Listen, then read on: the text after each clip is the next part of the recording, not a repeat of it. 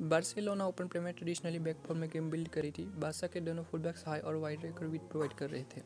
Barça use कर रही थी सोल पिवट जो था निको गोंसाल्वेस और वो मार्क किया जा रहा था सेंट्रल मिडफील्डर से।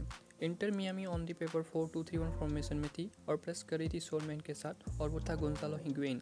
हिग्वेन बारसा के सेंटर बैक्स के सामने 2 वर्सेस 1 डाउन था और वो अच्छे से प्रेस नहीं कर पा रहा था। सो वो बारसा के सेंटर बैक्स को प्रेस करना छोड़कर सीट बैक करके डिफेंड कर रहा था।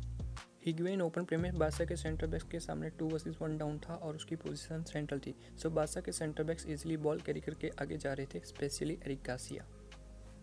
इंटर मियामी के मिडफील्डर काफ़ी वाइड थे। इंसर्ट कहूँ तो सेकंड लाइन के बीच में कॉम्पैक्टनेस नहीं थी। सेकंड लाइन में कॉम्पैक्टनेस ना होने की वजह से दो मिडफील्डर के बीच में काफ़ी स्पेस बन रही थी।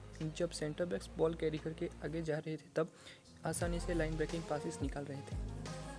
बारसा यूज़ कर रही थी दो ऑफेंसिव मिडफील्डर जो थे फ्रैंक कैसी और पेड्री। फ्रैंक कैसी और Pedri between the line half space में खेल रहे थे। जब पेड्री लेफ्ट हाफ स्पेस में होता था तब कैसी सेंटर जोन में होता था और ये चीज़ वाइसा वर्सा हो रही थी। इंटर मियामी यूज़ कर रही थी दो डिफेंसिव मिडफील्डर फ्रैंक कैसी और पेड्री बिटवीन द लाइन खेल के होल्ड कर रहे थे दोनों डिफेंसिव मिडफील्डर को।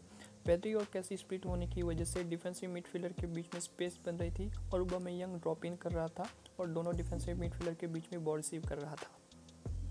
ऑबामेयांग जब ड्रॉप इन कर रहा था तब सेंटर बैक्स फोर्स हो रहा था उसे ट्रैक बैक करने के लिए और मियामी की डिफेंस में होल बन रहा था सेंटर बैक्स के आउट ऑफ पोजीशन होने से।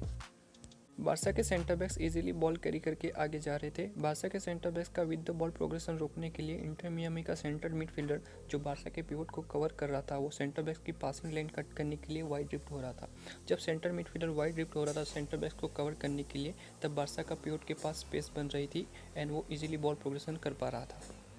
बारसा का विंगर रफीनिया विंग्स पे ड्रॉप इन कर रहा था एंड वो इजी पिक था डिफेंसिव मिडफील्डर के लिए क्योंकि वो चैनल में काफ़ी वाइड ऑपरेट कर रहा था।